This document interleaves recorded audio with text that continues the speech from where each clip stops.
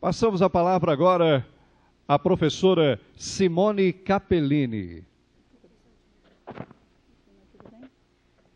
Pode passar a apresentação? Bom dia a todos. Eu gostaria de iniciar agradecendo a professora Ângela pelo convite. Na realidade, eu acredito que esse é um dos momentos mais importantes que nós estamos tendo nos últimos 10 anos, que é um momento de parada e reflexão de tudo aquilo que nós estamos fazendo com as nossas crianças em termos de alfabetização, identificação precoce e intervenção. Então, por isso, eu optei em fazer uma apresentação um pouquinho mais convencional e prometo, professora Ângela, professora Ana Luísa e professora Luciana, que eu vou ser menos passional, porque esse tema realmente é um desafio, né, se falar. Quais são as políticas públicas que nós temos, e para mim coube especificamente os transtornos de aprendizagem. Eu gostaria de dizer que, ao pensar em realizar essa apresentação, eu fiquei pensando muito no nosso panorama, né? No nosso panorama, que ele não é muito agradável se nós formos considerar a nossa situação perante a outros países. Então, eu vou convidar vocês para fazer um tour, e aí, no meio desse tour, nós vamos levantar algumas questões que são, para mim, muito caras de reflexão, porque eu venho de um ambulatório de pesquisa da minha universidade, que chega a ter 4.000 a 4.500 crianças ano para avaliação de transtornos de aprendizagem. Não dá para entender que tudo isso tem algum transtorno, né? Não dá para entender que tudo isso tem algum problema. Então, assim, o que está acontecendo de errado, o que está acontecendo com essas crianças na escola e por que elas estão chegando cada vez mais tarde e não mais cedo, como acontece nos outros países. Então, vamos lá. Começando pelo Brasil, vou falar para vocês que a nossa situação ela melhorou, né? A gente tem sempre que pensar que melhorou de 94 para cá, né? Até mais ou menos o ano de 2001, nós tínhamos apenas um apoio para começar a discutir com os professores em sala de aula a situação das crianças com problemas de aprendizagem. E essa única condição era a Declaração de Salamanca, onde nós, enquanto transtornos de aprendizagem, não estávamos inseridos, mas nós conseguíamos ainda discutir com os professores a necessidade de programas educacionais um pouquinho mais dirigidos para essas crianças. Mas isso nem tocava na questão das adaptações curriculares. Era apenas um suporte ou um apoio, onde, basicamente, nós contávamos com as classes especiais na época, porque nós estávamos na década de 90, certo? Em 2001, nós, então, passamos a ter as diretrizes nacionais para a educação especial na educação básica. Então, nós tivemos se acabou, né, pode-se dizer assim, com as classes de deficiência mental, aonde eram os recursos que nós tínhamos para crianças com transtornos de aprendizagem, e nós, então, começamos a sentir uma mudança não muito positiva para estas crianças, porque essas crianças passaram, de novo, a ser desassistidas, né? Então, na Declaração de Salamanca, nós acolhemos, em 94, em 2001, nós passamos a não querê-las nos nossos ensinos especiais, e veio, em 2007, uma política nacional de educação especial, que já é na perspectiva da educação inclusiva, e que foi modificada no ano de 2009. Vamos dar uma olhadinha um pouquinho no que aconteceu em 2007. Em 2007, nós podíamos ficar um pouquinho mais contentes, porque nós tivemos os transtornos de aprendizagem designados como transtornos funcionais específicos. Vejam, é algo que o Brasil faz muito bem, atribuir nomenclaturas novas a nomenclaturas já conhecidas internacionalmente, né? Então, em vez de adotarmos os termos dislexia, transtorno da atenção e hiperatividade, transtorno... Não, nós resolvemos mudar o nome.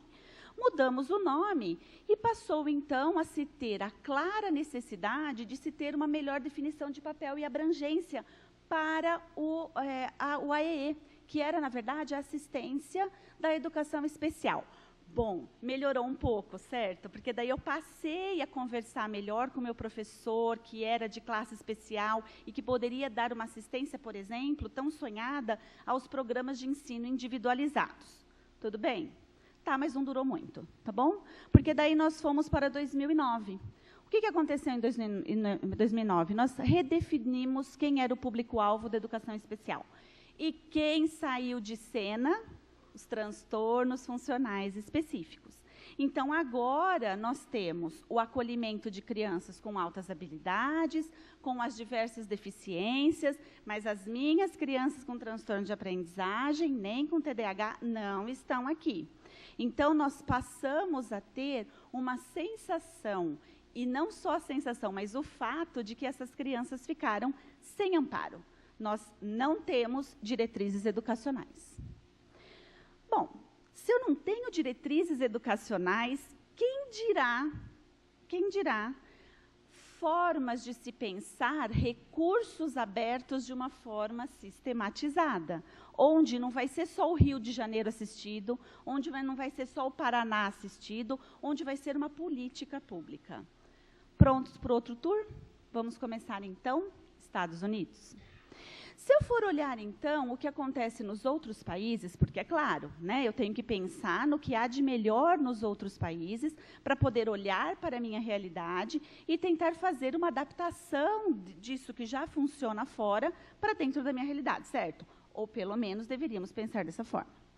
Se eu for olhar, então, os Estados Unidos, desde 1975, nós temos uma exigência para o desenvolvimento de programas de intervenção precoce. E aí nós temos, né, programas muito conhecidos, como são aqueles baseados no modelo de intervenção precoce, que são os RTIs, certo?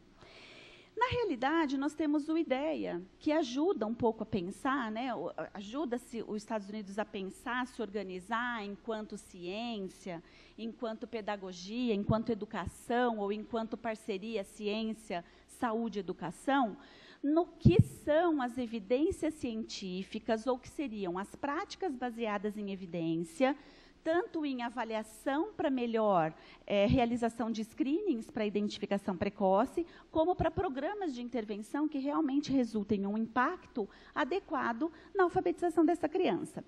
Tanto isso é verdade e acontece que, se nós formos procurarmos, não só, né, nas publicações dos Estados Unidos, mas dos outros países que eu vou citar, eu tenho uma clara diferenciação entre quem é a criança que tem um perfil de mau leitor, quem é a criança que tem uma dificuldade de aprendizagem ou um transtorno de aprendizagem. O nosso problema aqui no país é que a gente não consegue saber nem quem é a criança boa leitora. Né? Isso é triste falar, mas é verdade. Tá bom? Bom, saímos então dos Estados Unidos e vamos agora para a Europa.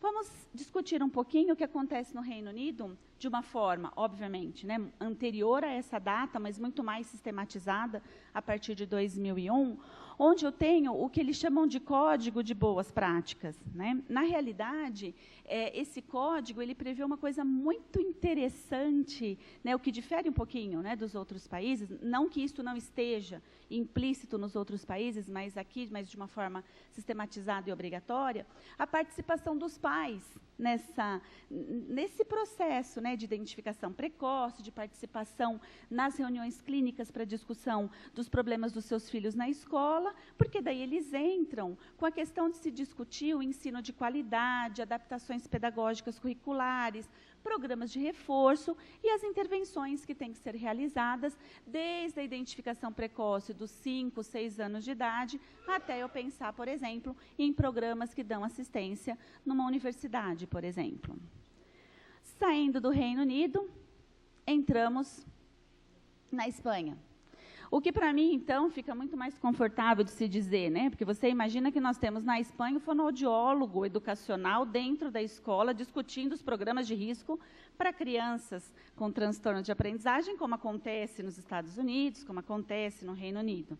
Então, o que acontece dentro da Espanha? Então, nós temos uma previsão de que é necessário o atendimento das necessidades especiais das crianças com transtorno de aprendizagem. Vejam, é uma política para eles, deles, Né?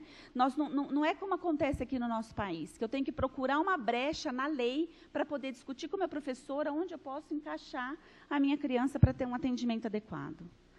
Saindo, então, da Espanha, vou para a Itália.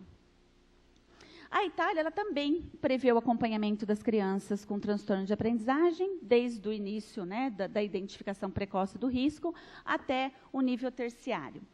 Uma coisa interessante da Itália e que eu aprendi convivendo na Universidade de Macerata é que eles têm uma preocupação que vai além da identificação precoce da criança de risco.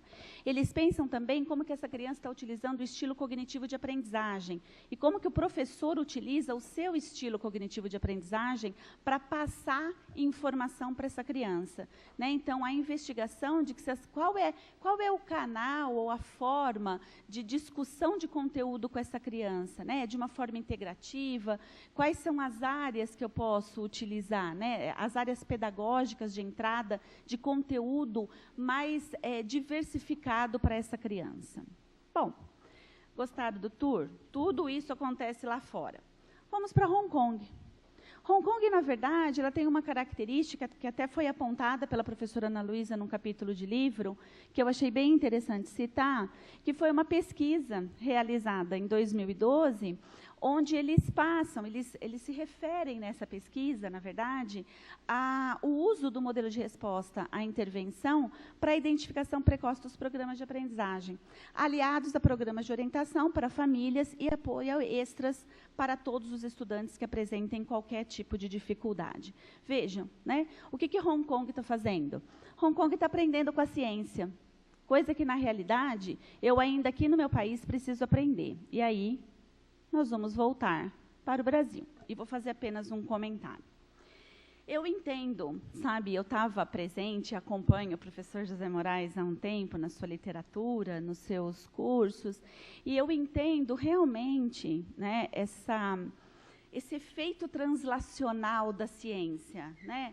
Quando ela é produzida, quando ela é compartilhada em periódicos científicos ou livro, e quando ela vai para a comunidade pedagógica, né? E entendo que isso leva um tempo, né?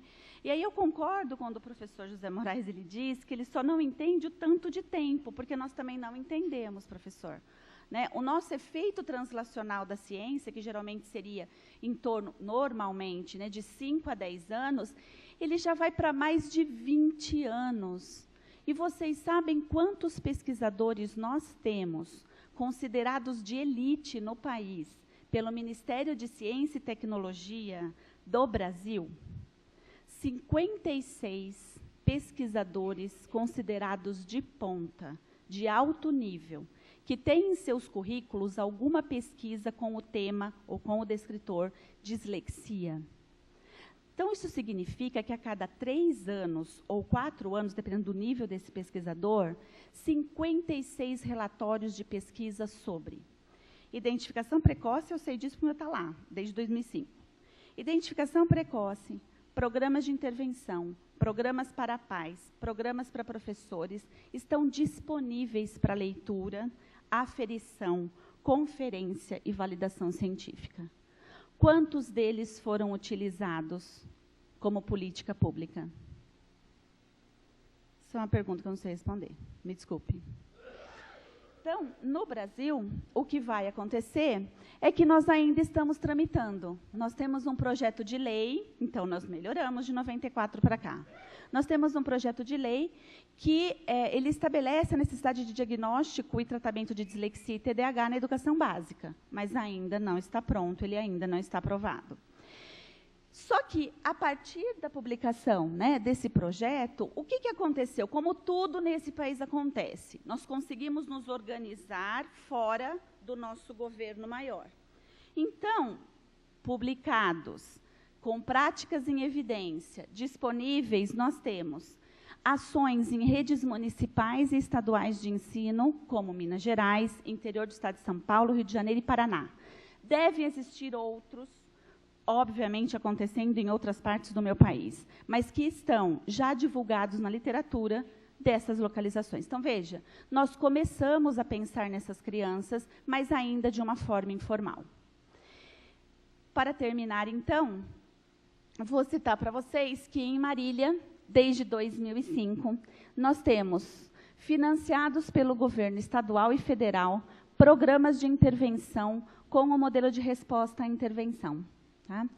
E uma preocupação de que, junto com esses programas de identificação precoce, também o uso de recursos que podem ser utilizados pelos professores por free download, obviamente depois de pesquisa, isso só vai acontecer dentro de 2 ou 3 anos, que é trazer um pouquinho da realidade do uso do DIBELS e do uso de intervenção do HELPS, para que a gente possa melhorar a nossa avaliação e identificação precoce de crianças com transtorno e a intervenção com leitura e fluência de leitura. Para vocês terem uma ideia, fechando, nós temos o primeiro livro sobre modelo de resposta de intervenção, que saiu em agosto desse ano. E um livro que pode subsidiar os professores nas práticas do estudo de estilo cognitivo de aprendizagem, para entender como melhorar o desempenho acadêmico dessas crianças a partir das potencialidades das crianças com transtorno. Para finalizar, gostaria de agradecer a atenção de vocês e me colocar à disposição para perguntas mais tarde. Obrigada.